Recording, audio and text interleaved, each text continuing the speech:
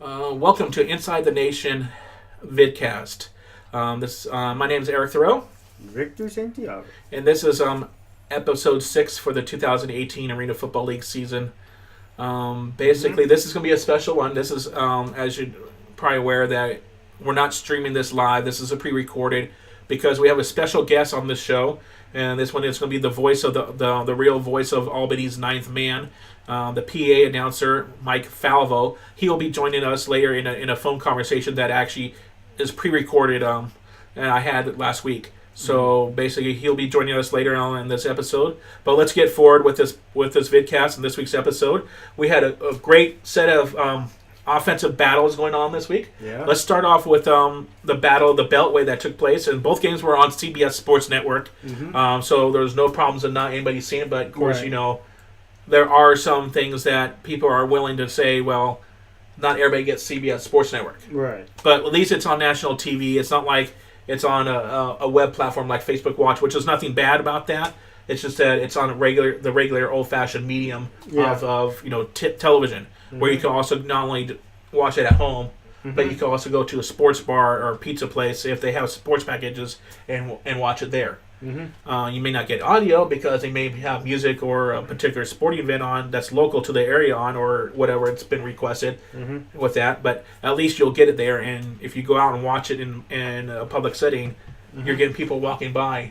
Like the last week I got people walking by and they happen to be known of the San Jose SaberCast and Darren Arbet. Yeah. And when I was out there on the Saturday's game, I was at the Buffalo Wild Wings in Fremont, so it was cool. I didn't chit chat. He was there with his wife or his girlfriend or whatever, and they were there on their own time. But they saw the game up and they said, "Oh, that's arena football. That's cool. That's still around." So, with that said, let's talk about the Battle of the Beltway, like I before mentioned. This also could be a Battle of the DMV. If people don't know, that's DC, Maryland, and Virginia. That's a little zone. It's not the Department of Motor Vehicles because that's one battle we will never win as individuals. So it was Washington Valor traveling 30 miles north to Baltimore, Maryland, or Charm City. Yeah. And they played at the Royal Farms Arena. The attendance there for that game was announced as 5,105 people. Now, when I first saw the game, let's talk about the attendance a little bit. As we are Ninth Man Nation, we like to try to promote and try to get people in the seats.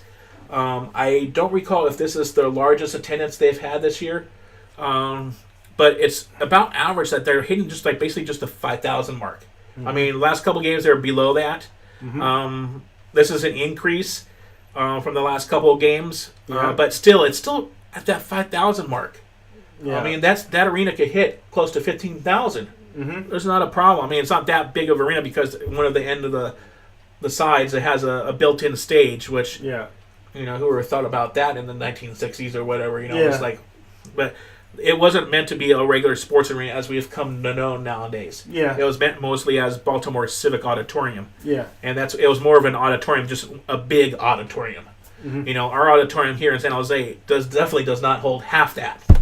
And that Civic Auditorium, San Jose Civic Auditorium, hosted the Golden State Warriors when they first moved out here from Philadelphia. They played 2 seasons at the San Jose Civic, and then they moved up to San Francisco and played at Kezar Gym. Then down to Daly City at the Cal Palace and across the bay at Oakland Arena. Which is now Oracle Arena.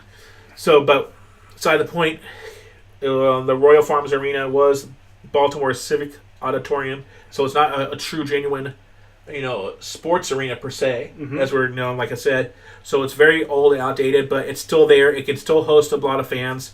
I'm sure when they have music concerts or other stage shows or whatever. Indoor soccer. Well, they had indoor soccer. I'm not sure about their attendance there. They also had other indoor football leagues play there, and that was spectacle. People are not probably thinking with the AFL being down to 4 teams, that why even bother with this? It's like a waste of time because of previous things, but the AFL is the legitimate league. It is the only really true legitimate, arena league. We have some smaller sub-professional minor league teams out there and leagues out there, but that's beside the point. We're not here to talk about them. We're here to talk about AFL. So, with that said, Baltimore. Let's start with the visiting Washington Valor. Another game on foot for Arvell Nelson. Was this his 3rd game back? After he came from the Cleveland Gladiators. I know he played a few games, like I said, of one of those minor league teams. Mm-hmm. They are the Richmond Rough Riders. Mm-hmm. I think, are they the AAL? AAL, yeah. Yeah, so the American Arena League.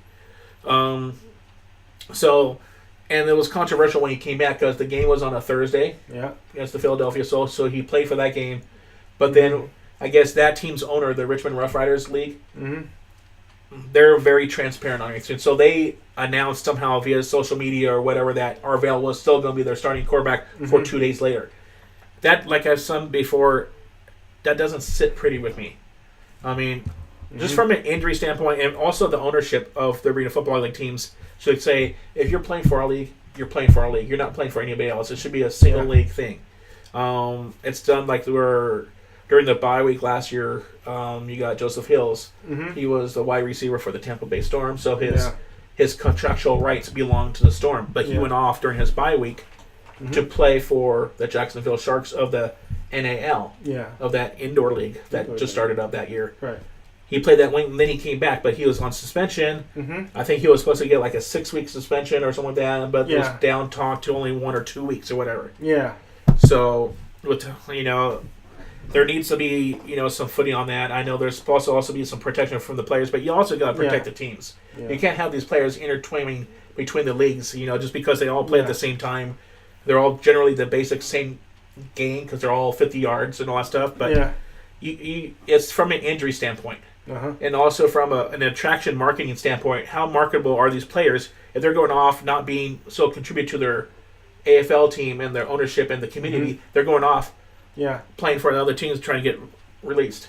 Exactly. So you act like we were streaming this. We're not streaming this tonight. This is recording. Yeah. So I know. I'm with you. Okay. That. So going back to the Valor, that's Arvell Nelson's situation. I forgot to look up whether he played for that game. But he's back. He had this is game 3. I'm going to say back from being from the Cleveland Gladiators last year. I'm not even worried about the other team. Right. As far as I'm concerned, he never played for the other team. Yeah. But he's back from the Cleveland Gladiators, who a lot of people are wondering, are they going to come back? Is it really true that they're going to come back? Or no, they cut their losses. There's people out there that are all naysayers out there. There's negative people that I see on the Facebook watch that talk negative about this league. And then I say to him, I'm thinking, well, if you're talking negative, like, why do you keep on coming back yourself to waste your time if this is a unvalued league for you? Why do you keep on spending your time on this and then coming in to spread your negativity? And you're not even part of the league. You're not a league employee. You're not a team employee. You're not media for the league, because there's only so much media out there for this league. There's Ninth Man Nation, us. There's Arena Fan. There's AFL Fan Zone, and there's Arena Insider. And then you got the individual team markets, with their league media, like the local newspapers. Which I don't think anybody but outside of Albany are really doing well. Media-wise. Philadelphia might be doing, 50-50 kind of thing. They're kind of shaky. Especially for winning the Arena Bowl, but they're being well overshadowed thanks to the Eagles winning the Super Bowl. So now, once again, Philadelphia Soul get the, because of the Eagles. But I know Jaworski, he has a good relationship with the Eagles because he formerly played with them. So I'm sure he's working something out with them and doing trade with the Soul. But I get sidetracked. Come on, you got to pull me back, man. You got to pull me back. So pull it back. Valor. So what do you think about the Valor? They scored 42 points. 42 points. Yeah. I think the best they ever. How do you think? With this game that they played in Baltimore? I know you probably didn't watch. Did you watch the replay game on Facebook Watch? I've seen, it was on CBS. Sorry, it was on CBS Facebook. So yeah, I know during the live telecast of it, you were off working. Yeah. So, but did you see any video highlights or anything like that besides that one play that I posted on the social media about Joe Powell? Intercepting Arvell with 30 seconds left. But did you see any of the game, or? I seen bits and pieces. So from what you saw, what did you think of? Did you see anything that you caught your eye for Washington, Arvell Nelson? Play call, Reggie Gray, which he made record history for himself. I know he was overshadowed by Joseph Hills, but he's only 2 behind Joseph Hills. Oh, about the touchdown record. Those two are good athletes. Yeah, there is more press on Joseph Hills hitting 253. Yeah, I think he only got 2 or 3 touchdowns too against Philadelphia. But Reggie Gray hit 251 against Baltimore, his former team from last year. So he's not too far, but he didn't. As far as where when I do my live tweet and I see other people's tweets, I didn't see the congratulations for Reggie Gray hitting his all-time high. So I think he's like number 10 or number 9 in the league history in the league for career touchdown catches. Yeah. But what were your thoughts on how just the Washington Valor itself play, whether it be offensively, special teams, defensive? What caught your eye during that game? I think offense. You think offense? Yeah. Are they coming up, or are they? Do you think they're progressing, or do you think they're sort of at plateau? I think they're progressing pretty good here. They're 42 points. That's not that bad, but they give up like 70 plus points there. It's not that so that's good. the defense part. Yeah. Which we come to custom now. Defense is known to be scored upon. And the defensive players need to be professional and be able to shake that off. I think one of the things that got Baltimore was a kick off the upright. Mark Lewis did an upright. The upright? I think they both had the uprights. I think Pat Clark did it first, and then Mark Lewis came back and he kicked up the upright. Right. So it started off to where Washington was there, but then Baltimore just took over in it. And it's just assistance. I think Randy Hippard is making his presence known in the league. Right. And I believe that he is going to go back-to-back with MVP. I think he's going to be, he didn't do the Reno Bowl because he lost that game, and the MVP for the Reno Bowl last year was the Red Rocket, Dan Radaball. Whether we'll get to Dan's situation when we talk about the Philadelphia-Albany game. But I just think the way that Baltimore playing, like I said during the post-game live on Saturday night over on our Twitch channel, twitch.tv/Ninth Man Nation. Not a shameless plug, but a plug. I would say that Baltimore does look like a very strong, not only Arena Bowl contender, but Victor. Not your name, but victory. Victory, like a victor, someone who will be willing. You're predicting someone to win. Yeah. So at this level, if this was the end of the regular season today, this is week 10. We only got 3 more weeks left. Right. We were waiting for this league to start so badly. Now it's almost done. Yeah. It's like where did this league go? Yeah. But I'm just seeing Baltimore possibly at least being. Charming the hell out of the league, Charm City, charming the league, and for the way that last year the Baltimore averaged roughly around 5,000, 6,000 people all season long, which we thought was understandable because they only started 4 months prior to the season, and then come to this season, we knew that they'll probably get like a rather slow start because they were 4-10, and people think, that's a losing record. There's only 4 teams in the league, blah blah blah. Thank God this guy is just on our YouTube channel. He's not playing the game because he just fucking fumbled. But anyway, so I don't care right now if there's going to be all these bandwagon fans coming to Baltimore Brigade games. I don't see it happen. You don't see it happy? You don't see them increasing past 6,000? Maybe the tops they get this year. They probably gonna get past 6,000, but I don't know about moving up to 7,000 or 8,000. But anything can happen.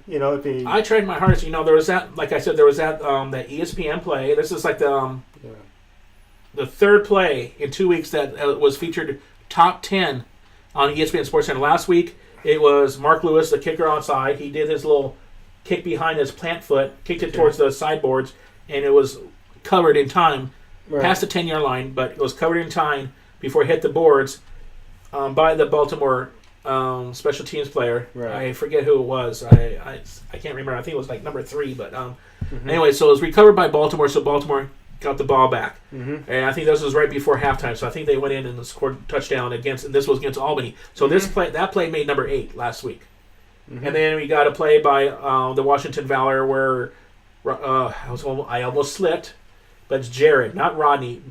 Jared Dangerfield went over the sideboards and did not get any help from the solo players or coaches. Right. And landed full-fledged on the sideboard cement. And that's cement. They should, if they know people are going to go over the boards, I think on the bottom they should at least kind of put some kind of padding. Yeah. I mean, it's known that we're going. Or continue the carpeting, out a little further behind the dasher boards or whatever. Right. They need to do that from the player standpoint. So I know, like, Ivan Soto is very... he's the executive director of the Arena Football Players Union. And he's very, strongly trying to get some kind of safety. So I think the first thing they do is on the end zones where they could go over the boards and what they'll fall and eventually fall up, just buy some padding. Like maybe like a 3-foot perimeter around the outside of the boards in the end zones. And don't have fans sit there. Keep the fans away from 3 feet at least for the padding. And then if it's in the I guess you could say the bench seating that they have on the sides, put padding there, on the floor. Yeah. So, but going back to the Baltimore game, I'm just thinking that Baltimore it's just a rocket of a team right now. They're 7-2. Yeah. They're in first place by themselves with a straight clear 2-game lead. On the second place, well, they're tied record-wise, but because of face-to-face battles and games, Philadelphia Soul are now claimed second place in the standings, and because they just recently defeated, controversially defeated the Albany Empire on CBS Sports Network on Saturday. I'll get to my thoughts about that in a minute. And so you got the Baltimore Brigade 7-2, first place by 2 games. Philadelphia Soul 5-4, second place. Albany Empire third place, 5-4, and that's because of the face-to-face. They played each other 3 times. Philadelphia's won both times in Albany, and then Albany won 1 time in Philadelphia. And then you got Washington Valor 1-7. Yeah. And last week we were like holding the Washington Valor hat. Oh, it's right here. We were holding the Washington Valor hat. Come on. Now we're showing you clear on a brand new camera in 1080p. So come on, Valor. Let's get back on the win streak. We want all the teams to be successful in this league. So now that I'm not sideways, I don't know if you want to get in because you're still cut off on the screen. Come on, pull your chair over.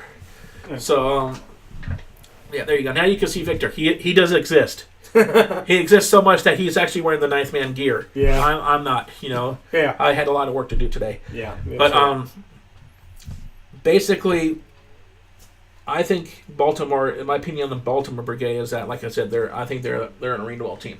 Yeah. I agree. So you agree? Yeah, because I remember, I don't know if was it supposed to be this episode that we were supposed to look back on who we predicted to go in the Arena Bowl. Do you remember? Who were the 2 teams that you predicted? So I know Tim said Baltimore and Philadelphia, and Baltimore would be hosting the Arena Bowl. Yeah. He didn't say who would win. I don't think he did. I don't know. I don't think he did. Maybe he did. I just don't remember because I was in our live chat. Yeah. But I believe that you said Baltimore and Philadelphia as well. Yeah. But who did you say? You said Baltimore would win. We didn't say who would host or anything. Yeah. But we just said the teams involved and the team that would win. So are you still going to that? So like I said, week 4 I think it was, or week 3 in the season, Victor chose Baltimore Brigade versus Philadelphia Soul Arena Bowl 31. You chose Baltimore Brigade to win. Yeah. Are you still sticking with that this week? Yeah. Are you still sticking with the 2 teams that are involved? Is it still going to be Baltimore versus Philadelphia, first of all? I'm just going to stick with my words. So you're going to say Baltimore, Philadelphia? Yeah. And Baltimore will win. Now, do you want to say who's going to host the Arena Bowl? Is it going to be in Philadelphia again, like last year? Or is it going to be in Baltimore? It looks like it's going to be in Baltimore. But the main question is, will the fans going to show up? I sure hope so. I sure hope so. I'll be shocked if Baltimore does host the Arena Bowl. Yeah. I'll be shocked if they even get 10,000. I'll be surprised. 10,000 or 11,000. Yeah, I mean, I know that arena could fit, like a lot of people are saying 14,000, 14,500, whatever. I think that's what they said.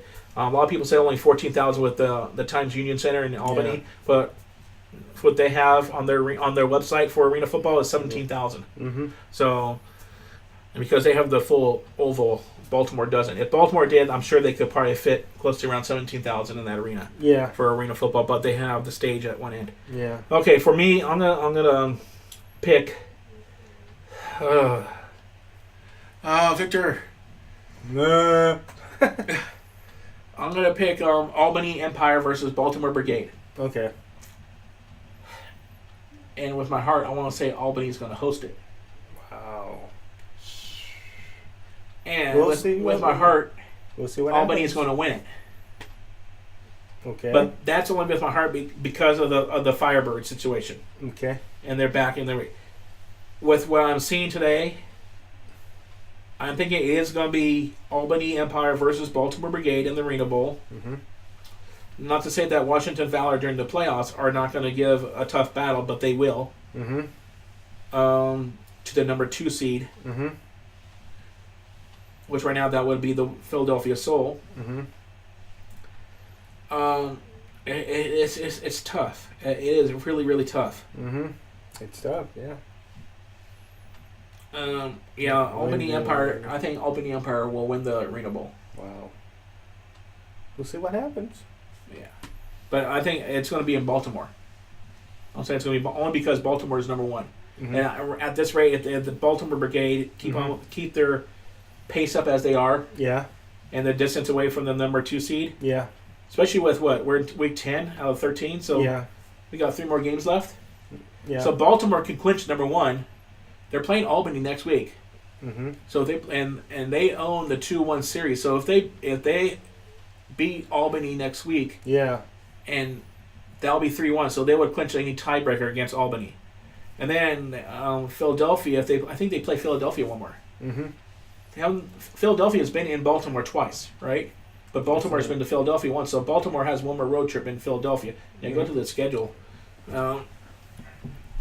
I believe Baltimore can beat Philadelphia because they've beat them twice in Philly or in Baltimore and lost once in Philly. But this time, their next game will be in Philly. They're hosting Albany this week coming up. Okay, Philadelphia will travel to Washington. That's on June 22nd. That's on a Friday. Yeah, that's next week.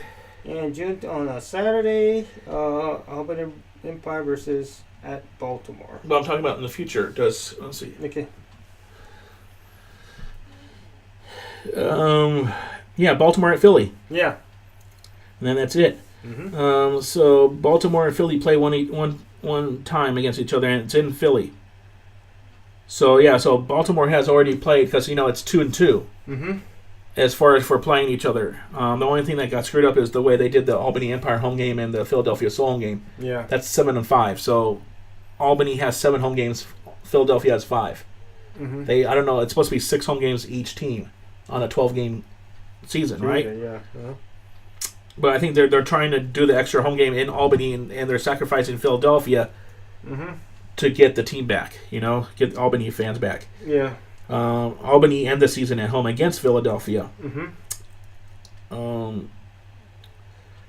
So we got 20 seconds. So we got 1, 2, 3 more games left. Mm-hmm. Before the postseason. Yep. So I'm looking if I could do my math really quick. If Baltimore beats Albany, they'll go up to 8-2. Mm-hmm. Albany will be down to 5-5. Mm-hmm. So, and Baltimore will definitely clinch the series tiebreaker. The tiebreaker, if Albany wins, then that would have to go to point differences or head-to-head point matchups. Yeah. That's when if Albany wins, they have to beat them by so many points from their previous matchup. Who has the favorite point-wise? Okay. I don't have that with me right now. I could look it up. I have it on the website, of course, on the point differential. But I think Baltimore would win this game coming up. Yeah, and that's all I can say right now. I think if Baltimore wins this game, they're 8-2, and then they got 2 more games, and one game's in Philadelphia. Yeah, and then one game is in Washington, I believe. Is that right? Or your thing closed off here? Oh, yeah, gotta check that. I believe. I think Baltimore plays. Yeah, Baltimore plays at Washington and at Philadelphia, and then hosts. Yeah, so this is Baltimore's last home game this week. and then they're on the road in Philly and then in Washington. Yeah. So I can see if Baltimore wins this game this week, most likely they'll win the game in Washington. Mm-hmm. And that's how things are rolling, the way things are rolling.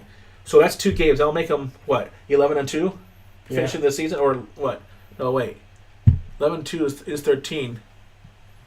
This week will be 10-2. No, this week will be 8-2. And then the Washington game will be 9-2. Mm-hmm. And then in Philadelphia, that's tough. Mm-hmm. But if they're 9-2, mm-hmm. I'm thinking, with everybody else already having more than 2 wins, mm-hmm. if the closest game is 5-4, mm-hmm. if they win out, they have 4 losses. Yeah. So the worst that then Albany could do, or Baltimore could do, will be 9-3. Mm-hmm. I mean, so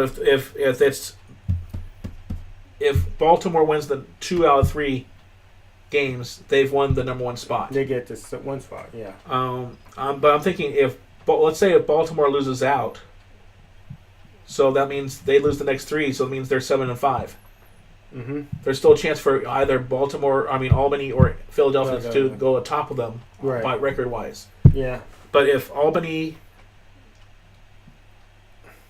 if Albany loses this game mm-hmm. coming up, there's no chance for them to be on top number 1. So they have lost the number 1 seed if they lose this game. Mm-hmm.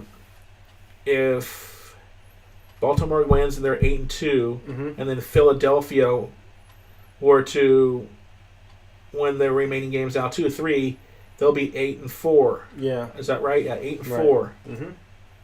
But that means Baltimore would lose one of those games, so that makes them 8-3 there, and then they win Washington. That's 9-3. Mm-hmm. Yeah. So it's just Baltimore at the rate Baltimore can't afford to lose. Yeah. 2 games. They have to win 2 out of 3.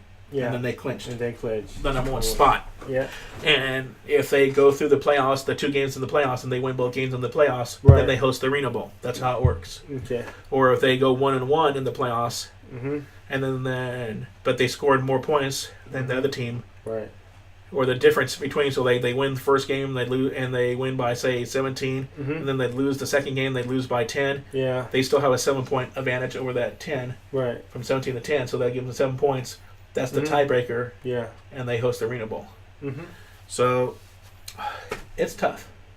It's going to be a tough, couple of weeks. Mm-hmm. So right now, what we want to do is before we go and we haven't talked about the Albany-Philadelphia game, mm-hmm. but what I want to do, since we are going to be talking about that, I want to take this time out to transition and talk to, and here's a segment that we did. Unfortunately, I had some technical issues, and that's leading up to why I have now a new camera, and I'm using this mic here right now for this recording. Mm-hmm. Basically, it's actually a better camera. You probably see it's 1080p compared to the old camera was 720p that were here. But mm-hmm. when we did our live streams, we did them on my phone mm-hmm. in 720p through this front-facing camera. Oops. Okay. Mm-hmm. But with that said, so we want to toss it over to my conversation I had with Mike Falvo. He's the public mm-hmm. address announcer and voice of Albany's 9th Man. Yep. They are at Times Union Center at the Domain. We were talking about, what do you call that arena? Like the San Jose SaberCats played at the SAP Center at San Jose, right? Right. But when there, they call it the Cats Lair. Mm-hmm. The Arizona Rattlers call theirs the Snake Pit. Mm-hmm. So people had different nicknames for their home arenas during the time. Right. I don't know if the Philadelphia Soul have it. I don't know. No, I don't the Brigade have it, but I forget what they call it, the Bricklayer or something like that. Uh-huh. Washington Valor, I'm not sure if they have anything. Right. But the Empire conversation, you'll hear in the conversation that I sort of asked Mike, what would you call the Times Union Center for Empire?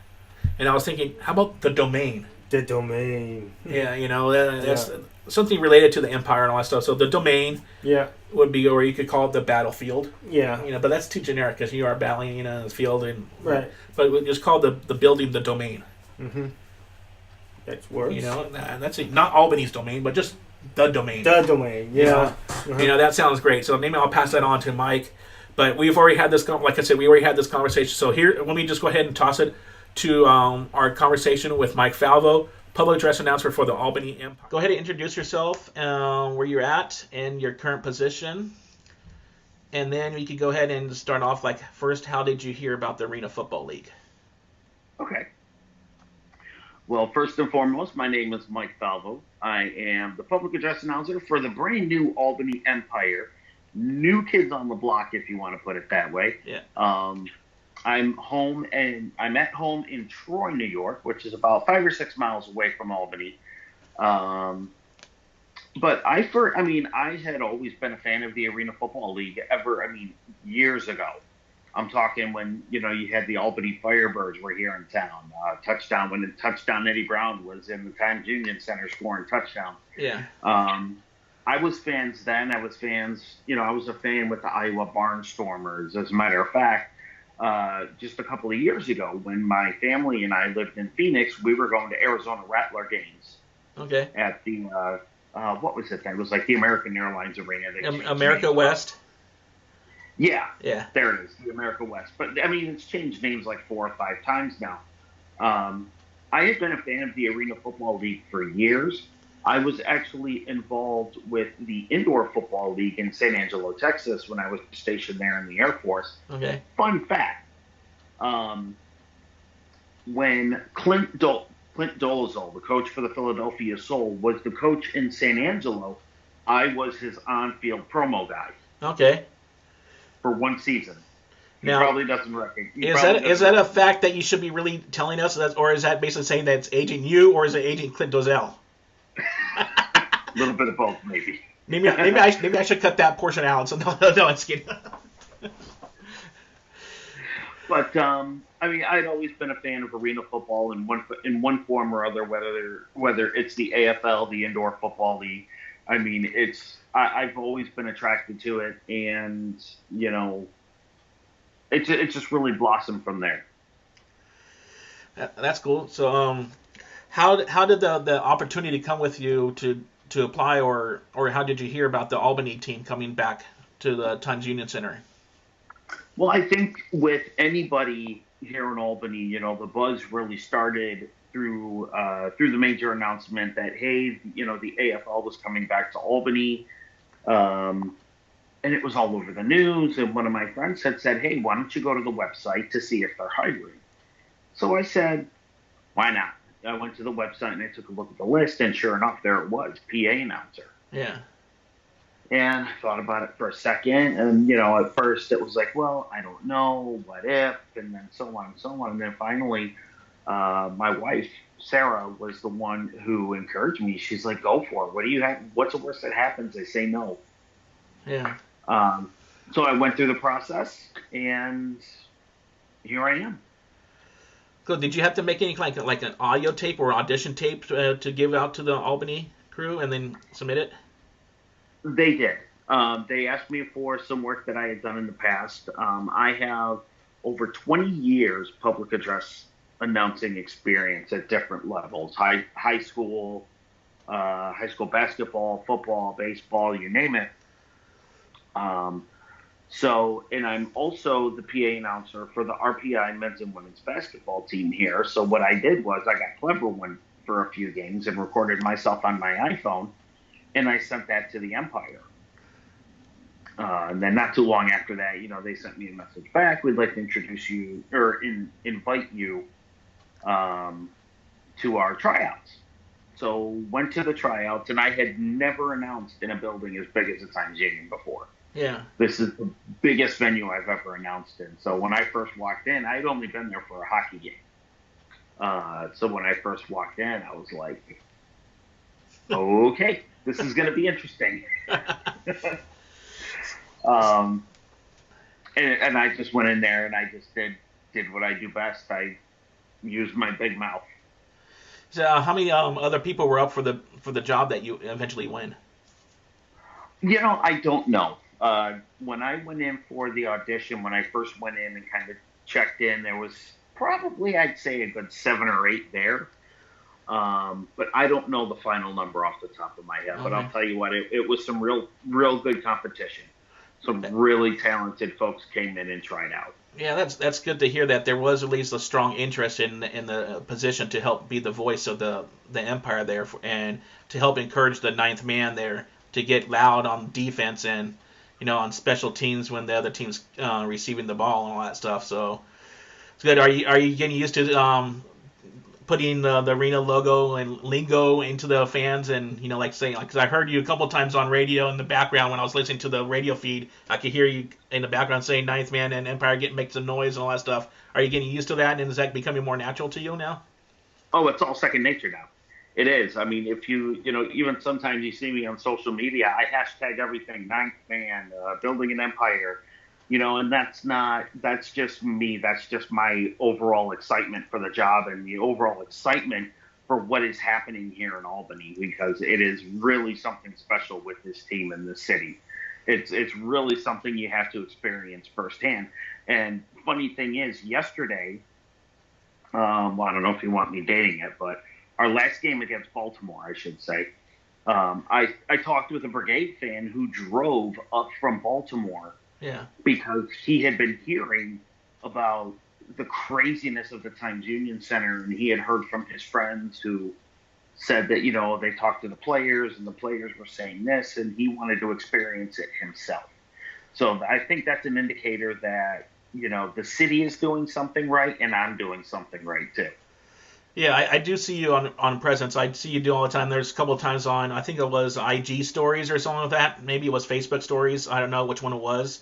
But that you were at the PA table right there in center field, and then you were like Instagramming or IGing, your coworker there on the side. And then you said, I don't want to get in trouble, so you took it away really quick. So, but that's a good thing. That's what I think a lot of this team, from my being involved in the league since 2000. Just to give you myself a little bit of background, I was a season ticket holder with the San Jose SaberCats since 2000. My first season, I was just getting my feet wet, you could say, into the league, and I had my row 8 was my seat row in the same section, and then I moved down after that row next season in 2001, and from the rest of the year I had front row seats.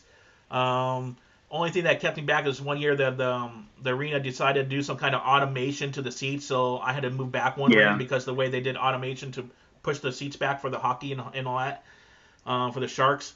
So, but with that, I was front row. But from 2000 to 2015, I did not miss one home game for the SaberCats, including playoffs. I even traveled a lot to Phoenix, so I may have come across you in Arizona when it was America West Arena, U.S. Airways Arena. Now it's Talking Stick Resort Arena.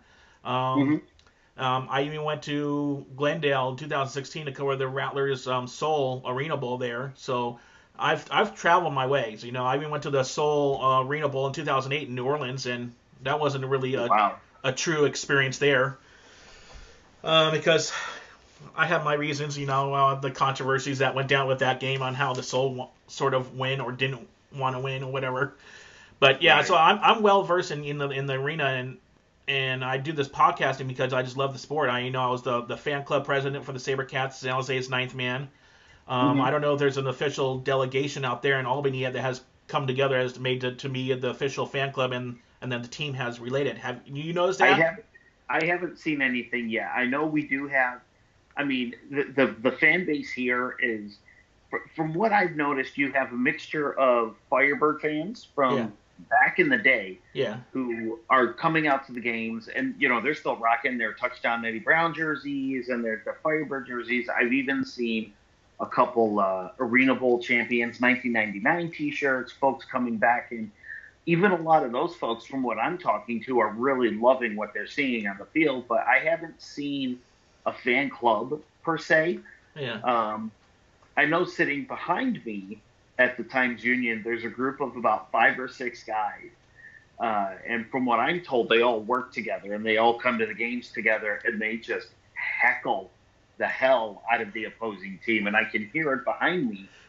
Some of it is so funny that I have to stop and pause and pull the microphone away because I'm trying not to laugh. And then other times I'm like, oh my God, you guys are nuts. You guys are crazy. But they make it fun, and that's what I love about it. But I haven't seen like a set up fan club yet. Yeah, that group of fans behind you sounds familiar, and it also knows about how your jerseys are familiar with I don't know if you remember them, the Spokane Shock.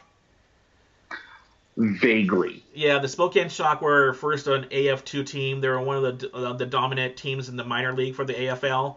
And then when the AFL folded in 2000, well, not folded, but suspended action in 2009, the AF2 minor league team still played. The AFL had 51% stake in that league, so they continued playing.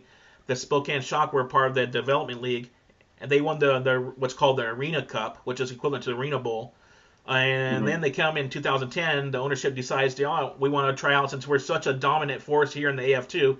We think we can play with the big boys in 2010. And there was a lot of the AF2 teams that came up in 2010 in what's called the rebirth of AFL 2.0. And then you have the expansion of the Jacksonville Sharks and the Dallas Vigilantes at the time. And basically they came up, they have a group of fans that were sitting basically right on top of the visiting bench, which is in the corner, not on the like the side end, and they were called the Goal Line Bandits. And they were like, they had scars over their face. It looked like a bunch of cowboys, around. They're wearing their number 9 jerseys for Spokane, and the Spokane jerseys look like Albany's jerseys, exact same colors. And then when Spokane lost their naming rights and they went to go to the IFL, they changed their name to Spokane Empire. So when I heard, the color scheme of Albany coming out and the jerseys looking like Spokane's, and then they choose the Empire when the Spokane changed to the Empire, it was like, oh, this is all coincidence. But I get Empire because New York, Empire State, and you're playing in the capital of Empire State, so I get that. Then I found out that the state color flag is orange and blue. Is that correct? No, our state colors are, I think it's like maize royal blue and yellow. Okay. Purple and yellow. I heard something about the colors of the flag, or some flag being, the same colors of the team, and that was the city flag. Oh, maybe the city flag. That's what it was. Orange and blue. Okay, so that's what it is. Yeah, that makes more sense. As far as how they got the colors. It's just a coincidence that the Albany Empire looked like the Spokane Shocks stuff, and minus with the S's on the shoulders compared to the little stripes in the shoulders that they have.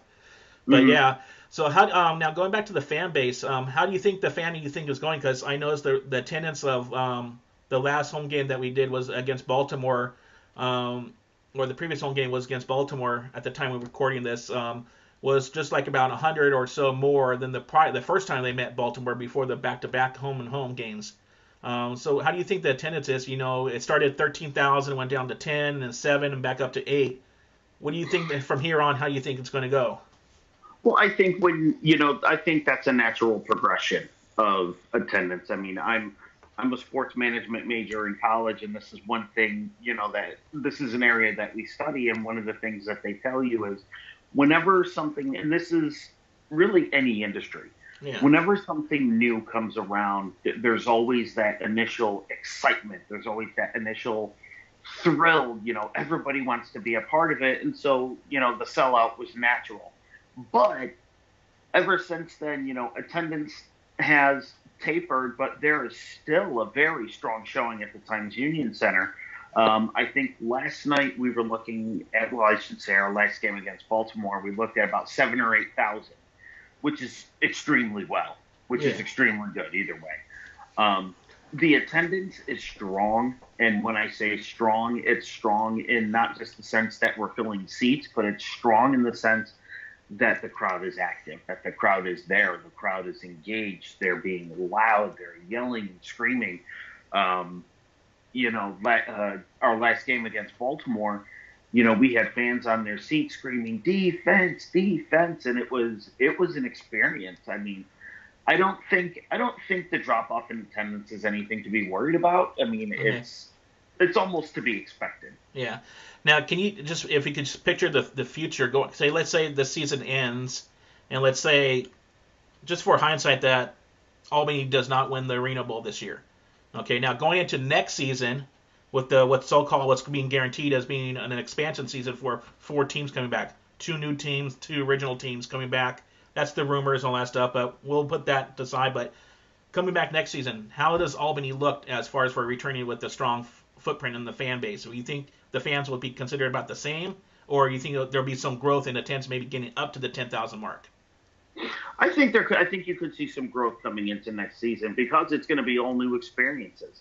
Not only that, but the fans are going to be hungry for the Empire to come back. That's the beautiful part about this team and this city is they've developed a great relationship.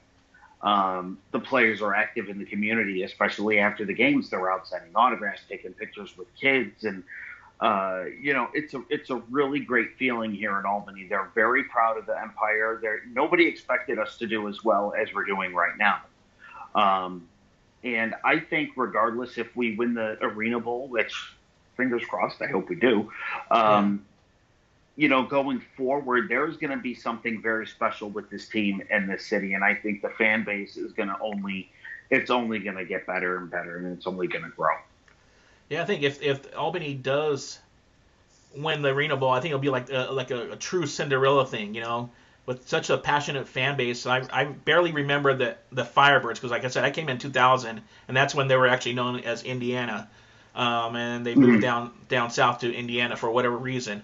But it's just like, having such a historic team franchise fan base, and then getting a team back, even with such what's called an unprecedented way the league has been going downhill and all that stuff, and 4 teams, and the fact that the majority of your ownership is from another team, which is basically could be considered a close rival until probably that that Brooklyn team comes in, but we'll put that away. But I think that it'll be great for the fans. I think the fans will blow out the roof. I think the Times Union Center, after they just got done doing the remodeling they did, they'll need to remodel the ceiling because it's going to be blown off the rafters, Get a new scoreboard, get a 4K scoreboard for that place, and really invest into it and get the wraparound fascia all the way wraparound so you can get the animation and the lighting effects and, maybe get the fan base to call themselves the official fan club, be called the Orange Crush. And that's sort of stealing the Denver Broncos thing, but who cares? Yeah, I know. But you can't do that. It's just colors, But exactly. and a soft drink, but whatever. But anyway, so yeah, I think the fans will be great. How are you feeling? Are you getting noticed outside of the Times Union Center there? Are you getting noticed by people? Sometimes I do. Sometimes I don't. Not really. Every now and again. If like before a game, I like to go out and walk through the block party just to kind of take in the scene and everything. And I've had a couple of people come up to me and, oh, you're the announcer. You do such a great job. Oh, thank you so much. But I mean, it's not like, it's not like I'm getting chased down the street by autograph hungry folks. But it's great. I mean, the fans, even if they do recognize me, they're very polite. They're like, oh, we just want to say you do a great job. We love you. And, oh, thank you so much. And, it's very, I don't know. I guess you could say it's very humbling. Yeah. Because I had never been like in that sort of position before, and I don't see myself as like a local celebrity, if you will. I mean, I'm a dad of a 4-year-old. I'm married. I'm a father of a 4-year-old. That's how I see myself, and I announce because I love it. It's fun. It's what I enjoy. Well, then you are a celebrity. You're a celebrity to your little one. That I am. That's when we all become famous, when we have the little one to look up to us. Mm-hmm. Until they get old enough to say, we don't need you, Dad. And you're like, slow down your aging process. Yeah, until you become the old man. Yeah, which that'll never happen. We don't admit that. But anyways, going back to where you were mentioning how you use social media and you're on it all the time.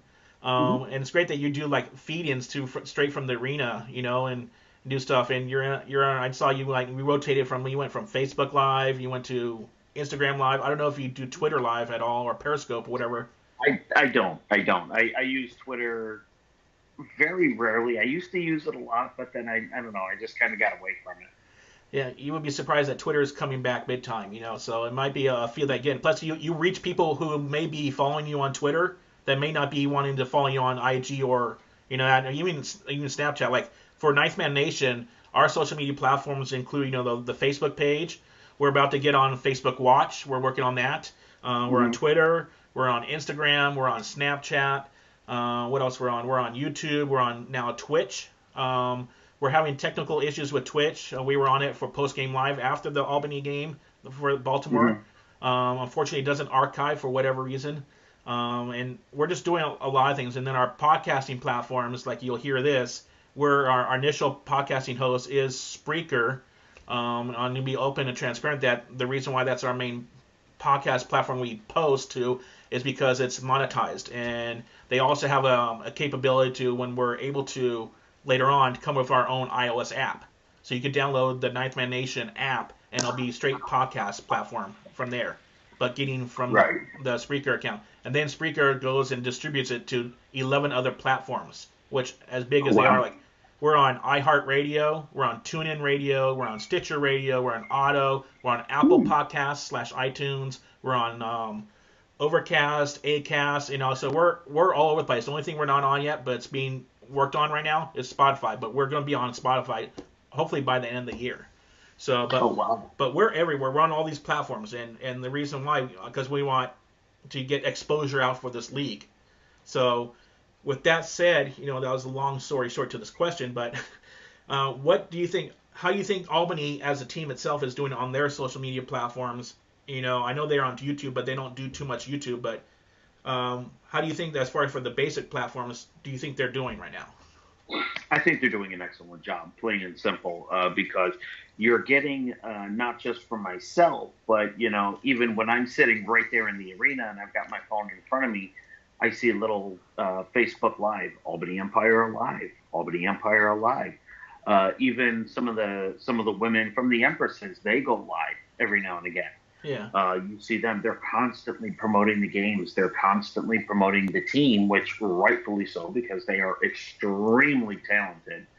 But, not only that, but you get the social media from the players as well, their own personal stories. 1 minute I can see, for example, Kenny Spencer, our kicker. Yeah. I see he's on social media a lot. I see his stories. One story can be, I just grabbed a coffee from Starbucks, and then an hour and a half later, you get live video of him kicking field goals at the Times Union. Guys like Colin Taylor, constantly on social media. Wes Maiwea, constantly on social media.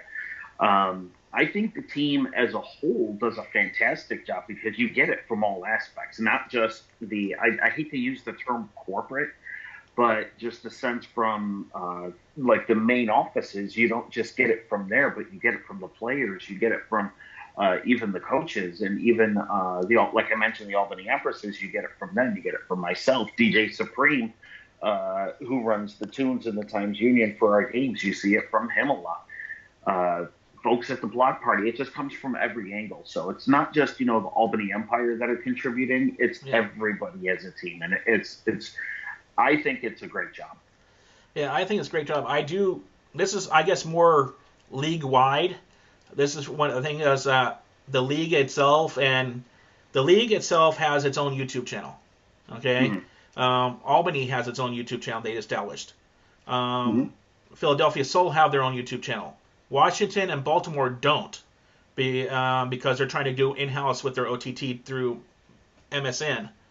But I think that's where one thing that the league is missing out on. I think the league needs to do regular video stuff, like all the in-house video that the league is doing on the Arena Football League. They need to put that on YouTube. I think they need to stream the games live both on Facebook Watch, which is a new thing and is a great thing, but they could do it there, and they could do it on their YouTube channel, because YouTube is the second largest search engine in the world, and you're missing a lot of outreach. People who might not like the Facebook video platform and the way that way Facebook does their video stuff is like you're streaming on your phone, and you go up, and when you go to a certain platform, you see that video start playing right away, even though you're not actually watching. You just scroll right past it. That counts as a view. If that happened on YouTube, it doesn't count as a view. As a matter of fact, YouTube has changed everything to where it benefits the creator if you watch the entire video compared to not watching at all. And that's how the creators now get paid, is through the watch time, because they want people to stay on their platform. And YouTube is the second largest platform in the country with video, that I think the league needs to get on YouTube. What can you think that the Albany Empire can possibly do to probably create more content for their YouTube channel?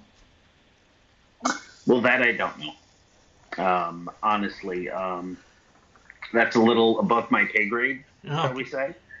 So I honestly couldn't answer that one for you. I think they could possibly maybe bring you on board to create like what's called maybe the Empire Weekly,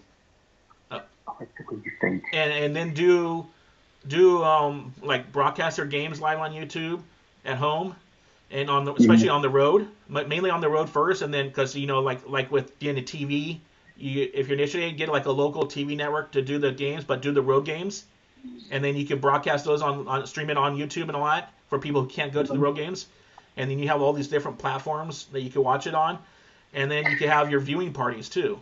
So what do you think about that? We do have a couple of shows that we do locally with some of the local news stations. We have a new show that just came on, I want to say in the last 2 or 3 weeks, that airs on the local NBC affiliate. We also have little segments called Inside the Helmet, where we feature a certain player, and that gets broadcast on here locally, but it also gets put out on Facebook and so on. But we have things like the Recovery Sports Grill, Meet the Coaches show, where they interview Coach Keefe every week. He talks about keys to the game and so on. But as far as anything outside of that, I would love to be the face of the team. Granted, it's not much to look at, but still. My mother always said I had a face for radio, but that's neither here nor there. I mean, as far as that goes, that's up to the team. If that's a road they want to go down, I'm here. I'm always up to do things like that. It could be you, the in-house voice of the Empire, co-host with the radio voice of the Empire, AJ Cannell, and you two teaming up and doing like a weekly video show. If it's not going to be broadcasted, on TV factor, do it on your YouTube channel and also on your Facebook page. Put it on both platforms.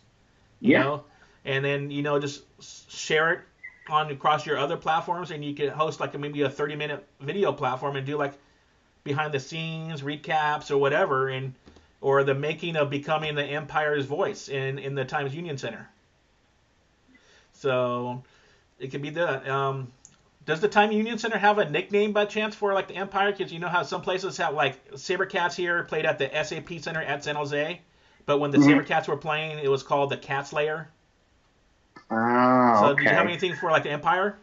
I don't think we do. I mean, that is something I had thought about, and I was sitting at work one day, and I was like, what can I call this place?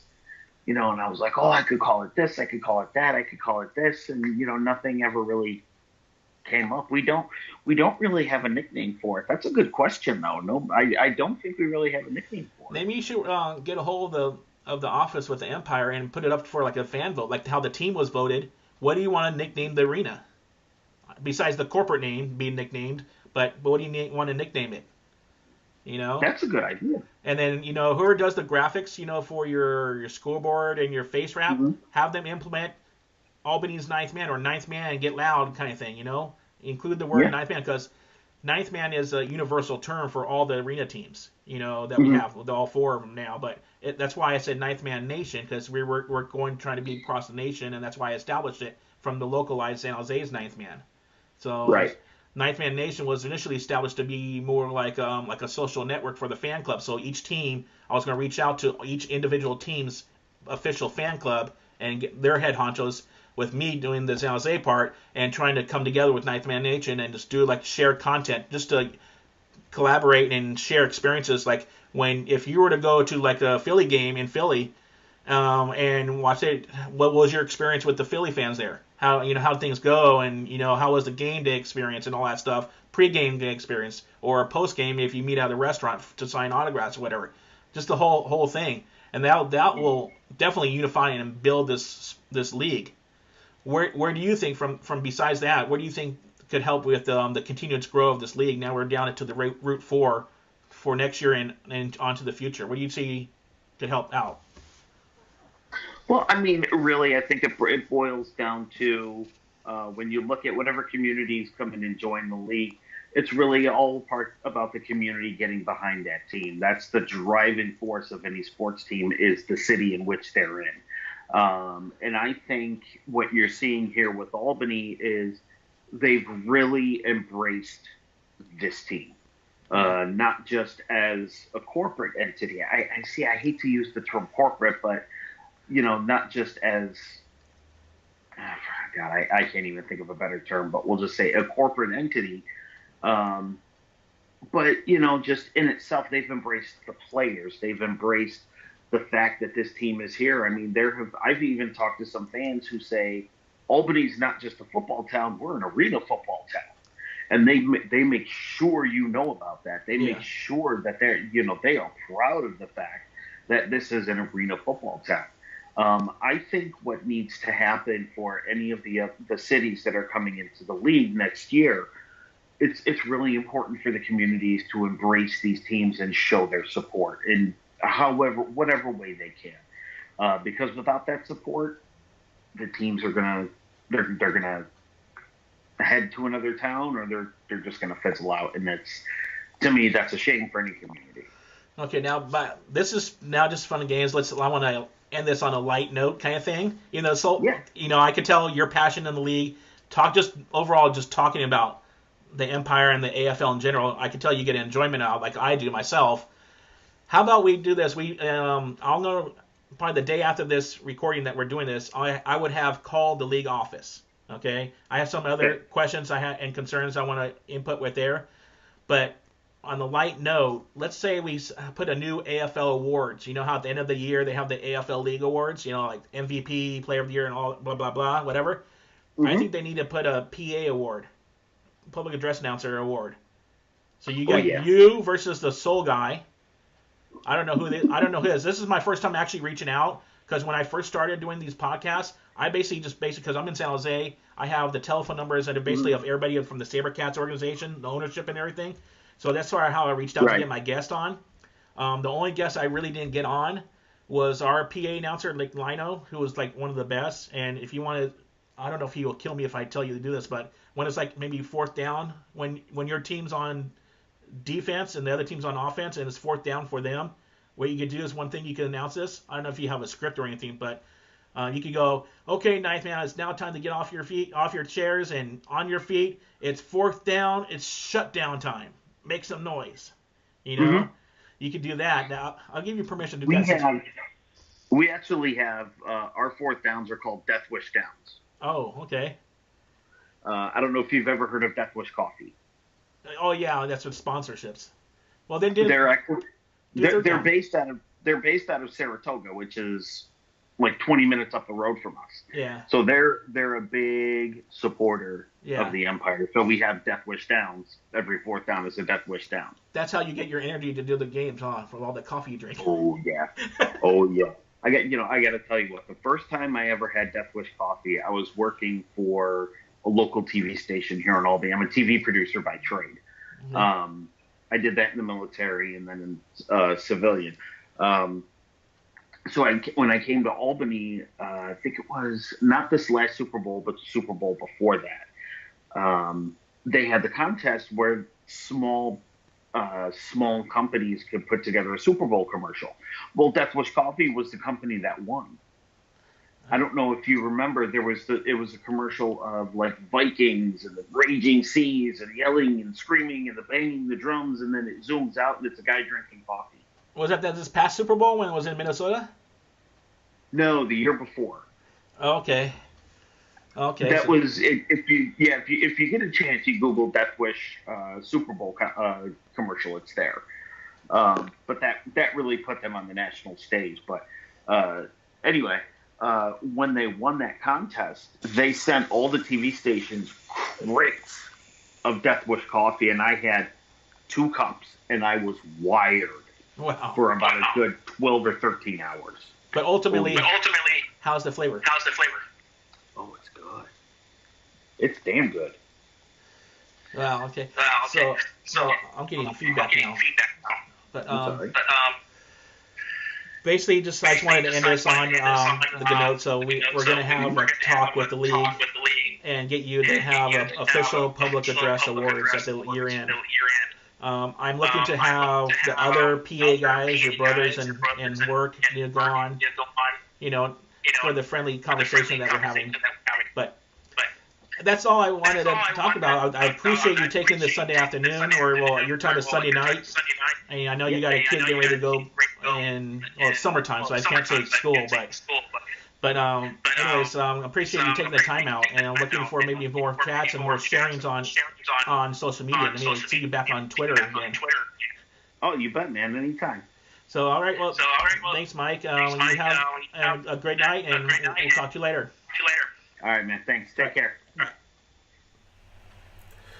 Okay, welcome back to Inside the Nation Vidcast, episode 6. We want to thank Mike Falvo for taking the time out to join us in the conversation. I've really appreciated his conversation. Unfortunately, Victor couldn't be here on the conversation point, but I'm sure for future guests that we have on, Victor will make an effort. We'll try to get him on. We'll be doing a group call because, like I said, we did that through Skype. It was pre-recorded, and I did have technical issues, so unfortunately, like you said, you can only get the audio version. I mean, I captured his video, but that'll be one-sided, and it wouldn't seem right. So we did basically like what would be considered like a telephone call that we did, and that's how we vote. So, but for future ones, we look good. We look for your input if you want to see anybody else on the Inside the Nation Vidcast as a guest. We're more than welcome to take suggestions. Just leave them in the comments down below here on our YouTube channel. My initial thing is maybe we'll get the voice of all the ninth man. So maybe the Philadelphia's ninth man, the PA announcer for each of the arenas. That's something that we didn't do when Inside the Nation podcast started. We basically started out getting the fundamentals of every part of a game day operations that we did with the SaberCats. From having the head coach on, having the team, what you could call the team ambassador. We had Saber on. So the team ambassador, he's the guy that did the motorcycle. We had Saber Kitten on, so we had the dancer on and her experience. We had former players. We had I don't think we had Kenny Glenn on, as far as getting on us, but we've talked to him. We've talked to him at the Arena Bowl in Arizona, or in Glendale a couple of years ago. So basically, we had everybody on from the SaberCat standpoint, including some of the local media, except for, unfortunately, the PA announcer for the SaberCats, Nick Lino. We were trying to get home, but we just couldn't reach out to him, and just never worked out. With that said, maybe we'll try to get, and also to be fair, not just to be promoting Albany because they're coming back, but we'll get the PA announcers for the Valor Brigade and the Soul on. That's one set where even though there's only 3 more weeks left of the regular season, and then you got 2 weeks left of postseason, and then you got the Arena Bowl. So you basically got 6 football games left. Or weeks of football in the Arena Football, and after those 6 weeks, it doesn't mean we need to stop podcasting or vidcasting or so. We may cut it down from being week to week to maybe every other week. And we also have a new show that we're going to be launching here, or basically be more on my end, just from a standpoint, and then Victor will be just mainly here on the Inside the Nation Vidcast weekly, and then also on the post game live. Next year, when we get more developed and we get more prompts, or more of a studio set instead of be here in my office here. We'll also possibly add another show to Twitch. And that second show will be a pregame live. So basically what we'll try to do is go pregame live, like roughly around 30 or so minutes beforehand up to kickoff. And then, of course, we'll have to cut off because I have to do the live tweets and live score updates on the website. So when games happen, I tweet live. Whether it'll be from my phone or from my computer desktop here. And I also post to the Ninth Man Nation website, to our game day scoreboard. So with that said, once again, thanks Mike Falvo for joining me on the conversation. I had a lot of fun. A lot of information was learned about the experience there in Albany, what he does for the team, what the team does, appreciates with him, his experiences, not just doing a PA announcer for the Albany Empire, but his other PA announcing jobs that he's had with the local area, with other sports teams in the area, and then the fact that he's known for video stuff. So maybe that puts us down level a little bit, from our video. But now let's go and what we forgot, or we sort of time lapsed on, is that we forgot to mention that the Albany Empire Philadelphia Soul game. That was 149 points scored in the game. That was arena football. By the way, the Baltimore Brigade's 72-42 game. That's normal, basically roughly normal Arena Football League game. We started out this season being very slow. Now look where we're at. Now that people got their mojo on, you could say.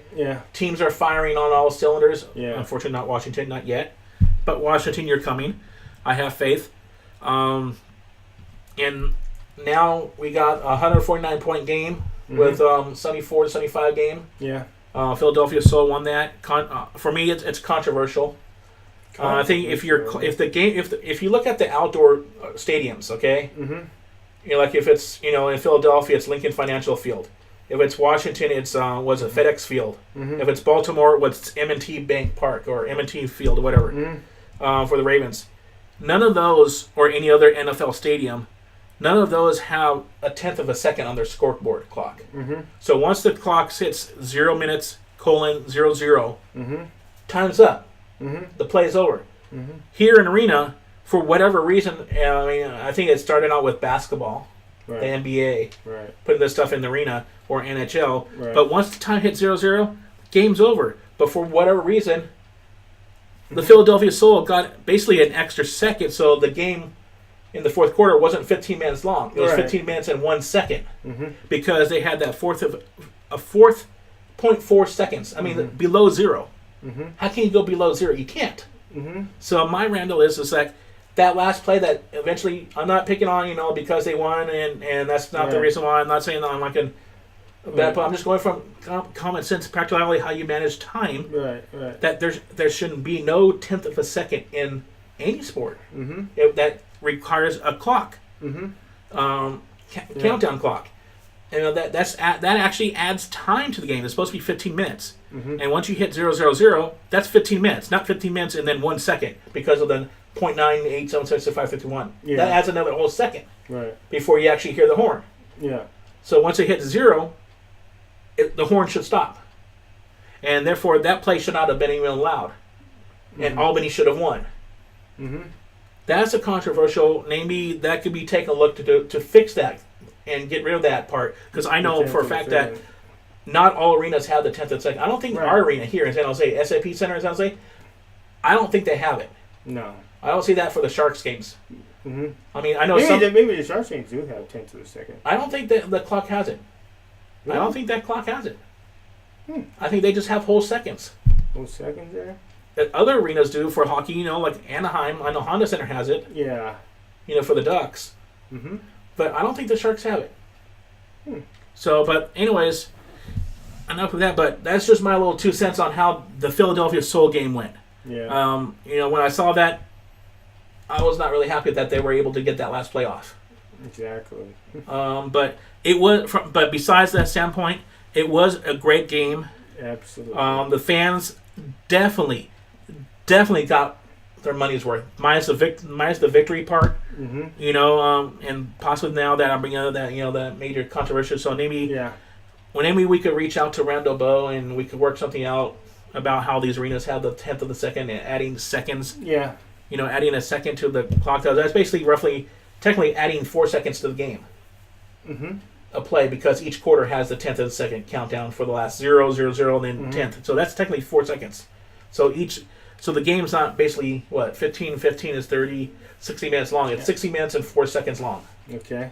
A time play. So, but you were able to watch more of that game on Saturday than you were to watch the Valor Brigade game. So what were your, just really quick, I know we're basically stringing this longer because of a special edition, and our first part went a lot longer than I anticipated. It went 29 minutes long. Apologize. Maybe I could, in editing I'll cut that out.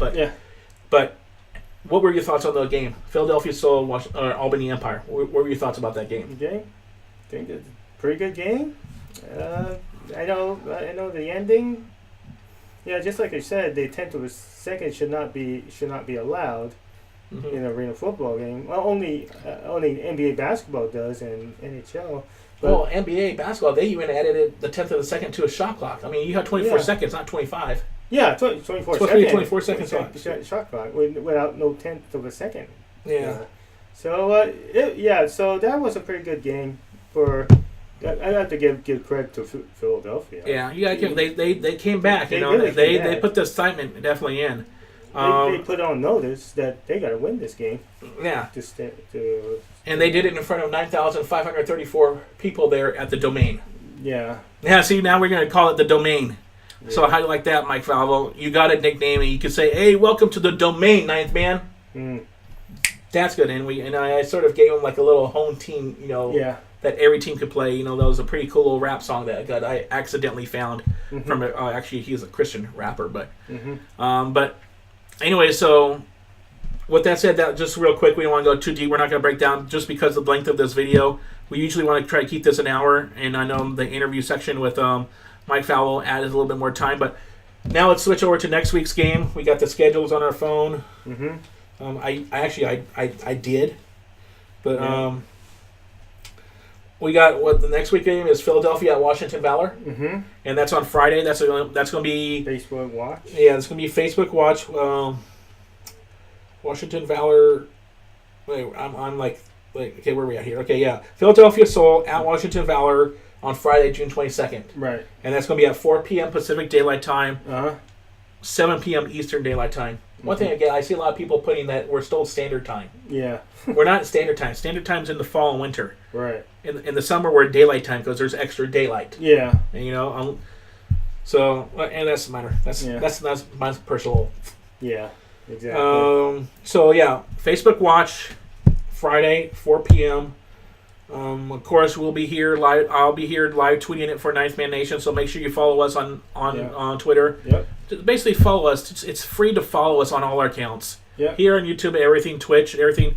Nothing costs unless you hit subscribe on Twitch. That's I guess Twitch Prime and all that. Right. I think that's like $4.99 per month for that because you're if you're part of Amazon Prime, you have that. I guess with that account and you link your Twitch account to your Amazon Prime account, you're able to subscribe to one channel for 1 month for free. And after the 1 month, you're supposed to resubscribe. And that basically takes away the commercials and gives you a little extra, push or something on that. Specifics on the Twitch. But, and then on Saturday, June 23rd, at 4:30 p.m. Pacific Daylight Time, 7:30 p.m. Eastern Daylight Time, and this is the game of the week on CBS Sports Network. Right. That's the Albany Empire at Baltimore game. So this is going to be the third time they're meeting up in 4 weeks. But this time it's at the Brick House over there in Baltimore, Royal Farms, Charm City. So hopefully we'll get there. And on the side note, on that last game, like I said, the Joe Powell interception? When I got the ESPN highlights that made play number 9 this past week on Friday night on SportsCenter, and I put it up there. I put it up on, I think, on Instagram, and I went and I tagged basically all the radio stations and TV stations I can in the Baltimore area. Just to try to get them, not necessarily show the highlight. The highlight, yes, of course, we want that. Yeah. But to get marketing out there and to get those media outlets to know that they have an arena football team that's in first place, that's competing for the championship of the league just in their second season of existence. And that's amazing. Even though this, it's a 4-league team and everybody's making the playoffs, but it doesn't guarantee them into the Arena Bowl. But the way that, Hip here has that team playing with, all the players there, Milton Williams and everybody, and Brandon Tompkins and Brandon, Yeah. Oh, man. I'm getting emotional here, but I like to see the team succeed. I like to see the fans in the arena. And not just in the so-called Bud Light zone. I don't really like that idea. I mean, from a vantage point, you're not really watching the game. You're there more drinking, and then you are pay attention to the game. Yeah. So, I get the concept of it. I get the general idea, but how about get rid of the Bud Light zone and where the spaces are? If your arena is able to refill those seats out to build the seats back up to the boards and the end zones, build those out, and then just have more fans. So, but anyway, those are the 2 games coming up this week. We hope you are there. Make sure you subscribe. If you have any questions or anything, or if you have anybody that you would like to see as a guest on our program or vidcast show, drop a note down below in our comment section here on YouTube. Be sure to subscribe to youtube.com/9thmannation. That's here. You're watching this, so you already are either watching this and you're not subscribed. So then hit that red button. Takes a second. And then after the second, it turns gray. Right next to it, a bell appears. Hit that bell to get notified when we're either going live or when we have new content uploaded to our channel. Absolutely. And that's it. Leave feedback. We like conversation. We may not get back to you right away, but we'll get back to you. That's the whole thing. Make sure you follow Victor on his social media. His user handle all across the board is Victor, the number 9, THMAN. So Victor Ninth Man on Facebook page, on Twitter, and on Instagram. So make sure, and also on Facebook Messenger. Make sure you follow him. You like him on Facebook, follow him on Instagram, follow him on Twitter. Right. And he's going to be providing. He's going to be a lot more ahead. We did a lot of work actually before this video recording on his social media handles to square things up and to clean things up a little bit. And to teach him some of the analytics of things. So we're basically, that's it. That's all for this week. Okay. As a noun, weird can mean fake personified. Hold on one second. Alexa, stop. Sorry about that. She's rude. Alexa, go home. Dang it, she went home. So basically, like I said, my name's Eric Thurow. Victor Santiago. We'll see you next. Our next program note, real quick, over on our Facebook page, facebook.com/ninthmannation. We're going to be starting off a new thing, live stream on Facebook now. This is going to be our third program. So on Tuesdays is Inside the Nation Vidcast live on our YouTube channel, unless we're having a guest on. And then on Thursday, this is our new program that's going to be on Facebook Live, Facebook page, live stream, and it's going to be our Inside the Nation Q&A. So Inside the Nation Q&A, and then of course on after the game on Saturday we'll have our post game live over on our Twitch channel, twitch.tv/ninthmannation. So we're creating content. Next year, we're going to be announcing a couple more things and hopefully have this a little bit more built up as far as for like a studio kind of set thing. Right. Not totally, like ESPN or Fox Sports or any of that kind of crap. We're not there. We're far away from it. But we're at least trying, and we're trying to put out content. And of course, you can follow us on our podcast too. Right. If we're an audio podcast, you could our audio is available on the Amazon Echo devices. It's available on the new Apple HomePod. Yeah. So you can listen to us. Just ask, play the podcast Inside the Nation, and it'll bring up the most recent episode. Right. And of course, we're on all these platforms: TuneIn Radio, iHeartRadio, Spreaker, Overcast. Right. Go to and on our website, we'll have the full details there. So that's it. We'll see you I'll see you on Friday on Thursday for the Facebook Live Q&A. Regarding that, if you have questions for that Q&A, drop them down below on YouTube, and we'll try to. I'll document them, keep them for record, and I'll go ahead and if you don't want your name saying, make sure you annotate that you don't want your username said on our Facebook. That's fine, and I'll just do the question and I'll answer it, but nobody will know who asked the question, but that's okay. If you want to be anonymous, but go ahead and follow us. That's it. I guess that's tonight. Okay. And we'll see you after.